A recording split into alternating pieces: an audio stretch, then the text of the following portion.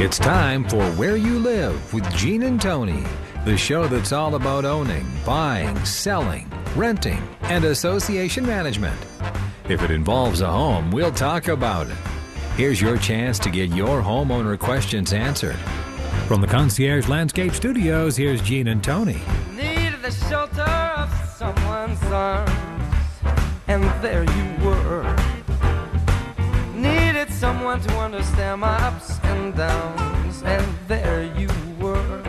Welcome back to Hour 2 of Where You Live with Gene and Tony. We are broadcasting live from the Concierge Landscape Studios, and we are sponsored the second hour by Extreme Exteriors as well. We're talking about a lot of different topics today, aren't we, Gene? Oh, man, we are. It's fun. We want to hear from our listeners. Call us at 651-289-4488. If you have a question or a comment, give us a call. Yeah, and what we're going to be talking about here in this second hour, we've got a number of topics here for you. Next, we're going to be talking about, in Nevada, there are rules that are coming up that are going to state that a collection agency is going to have to cap the amount that they can charge in trying to recoup the outstanding dues for a homeowner, for a homeowners association, what they're trying to collect. Is that a good idea? Are there some things that could be at issue and problematic with it? We kind of think so. We also are going to talk about there is a new national group that's on the rise. They refer to themselves as the National Homeowners Advocate Group.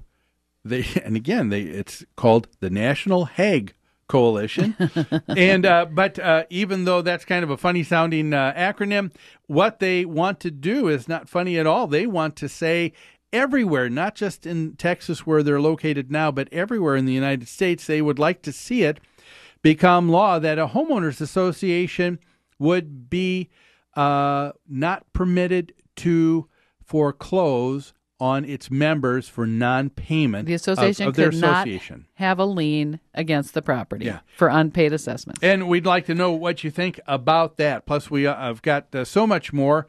And again, Tony, the number we want people to call here this second hour. 651-289-4488. And before we get back, just some closure on our last hour. Dan Greenstein's always great to have I know. And he is, I truly mean it, he's probably one of the most creative guys that I know in trying to be a problem solver. Absolutely, and he serves as a homeowners associations very well. Just because I don't always agree with their approach, I have no issue with Dan. You know, Dan even has taught classes at the Multi-Housing Association, and he's someone we discussed the idea of the homeowners association taking over a unit, foreclosing on a unit, and then renting it out themselves in order to recoup money they lost from the previous owner. And that we've done that for several homeowners We've been doing that associations. for a couple of years, something that Dan was advocating, and a great idea, and it's working out well. Yeah. And again, when it comes to what Dan's advocating here, too, you're not in disagreement with what he's written. You're only not at all. You're only concerned with wondering if in the climate that we have for eviction court, you end up dealing with judges or referees who aren't going to recognize that relationship. That's right. But Dan makes a very good point. It's not tested in court yet, so we really don't know what will happen. I also, though, always take the stand. I don't like restrictions on rentals. I think that what we do with our real estate, we should have the rights to do what we want with our real estate, and that it actually harms the association in the long run to restrict its owners in this way. Yeah. If an owner can rent out their unit, they're likely to pay their assessments longer. Yeah. So, anyway. Well, let's talk next about this idea that's happening, Tony, in Nevada. And this is something that's taking place with the Nevada Commission for Common Interest Communities. They have a special state agency that deals with common interest communities, homeowner associations, and they have been passionately arguing pro and con concerning whether or not collection agencies should be able to charge whatever they want for past due amounts in trying to collect these funds for Homeowner association fees, or yeah. whether something ought to be capped. Now, in the group that said that we need to have a cap on these because we can't let these things go out of hand, they brought up a situation that I think we both would agree is pretty astounding. It said that Tracy Donnelly, who was stating that she was for a cap with collection agencies, brought up an instance where a collection agency demanded $9,440 in terms for a collection cost, but the amount that was outstanding from the HOA was only $2,700. So here, the collection agency wanted to collect between 3 to 4 times the amount of what was owed. On the surface, yeah. On the surface, that sounds unreasonable. Yeah, and then the value of the condominium itself was only $29,000 itself, and so when you hear stories like this, it probably gives a pause for someone to say, "Hey, maybe this is warranted." So they want to put a cap just on this type of collection, though. That's where I have a problem with it. The collection agencies are already governed by state statute. You started out the story by saying, can collection agencies, should they be able to charge whatever they want in collections? Yeah. Well, they're not able to charge whatever they want. They are regulated by the state, by collection, and probably federal collection legislation as well. So why would you, and all the different types of accounts the collection agencies work with, why would you just pull out the homeowners association fees as one that should be capped? Yeah. One of the issues that I have with this, Tony, is the idea that I know why they do it, for simplicity's sake, but one size doesn't fit all. You know, to be able to say, well, the collection agencies should never get more than $1,950. Why that amount? Well, sure, they're picking an arbitrary amount to set the cap. To be sure, and I think that there are going to be times when the efforts and the costs to try and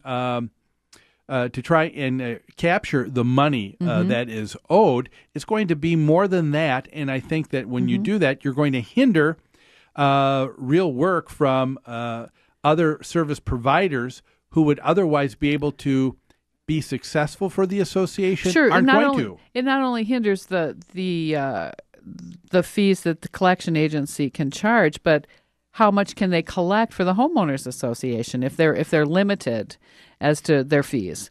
It's going to ultimately harm the homeowners association. And like you said, I think that I think there's probably a lot of well documented laws that are already set precedent in terms of what a person can charge in terms of late fees and charges and interest and all of those types of things. When someone owes a debt to someone else, and I don't know that you can just make a blanket statement saying that anything above that is absurd and preposterous. Sure. Anything under that is okay. We have already got legislation in place that says anything above this amount is absurd. Yeah. All right, it's already in place. So now you're just talking about putting another layer of restriction for one specific type of debt. You would think that all that would be needed would be for that individual then to go to court and just say this is not unreasonable. warranted. And you're right, they can. They can. A debtor can go to court and make the claim that $9,440 is way too much to charge me for a debt that was originally $2,700. And likely some of those charges will be reduced. And that does happen. Yes. I'll give you an example. We just took on a new client just in the last couple of days. And one person from that homeowners association was telling me a story where the association thought there was a leak in their unit. They were on the second floor, happening to the unit down below. They were gone. The association had never set up anything where they had asked for a set of keys so that they could enter. And so there was a cost in having a locksmith come in. And then the management company that was involved, not us, I'm happy to say at that point, came in and had work done to the tune of a couple of grand. And then after that, the homeowner was taking some issue with that, and so they wanted to bring it before the board. And while it was in discussion, it was continued to be turned over for collections and as a delinquent account. And now all of a sudden, a $2,000 repair bill is coming to be $18,000. Whoa! Yeah, Because the association took legal action against. They went to court and they said, you know what? That is preposterous. Yeah. And the person prevailed. Yeah. And that's the way you can the courts challenge those things. That's what the court system is for. Yeah, but you've got something. Sure, else there's here, a related story to this story about capping collection fees. But I tell you what, it looks like we're coming up to a break. Could I have you read that as soon as we Sure. come back? We're talking about should there be a cap on collection agency fees in collecting HOA dues? We want to hear from you, 651-289-4488.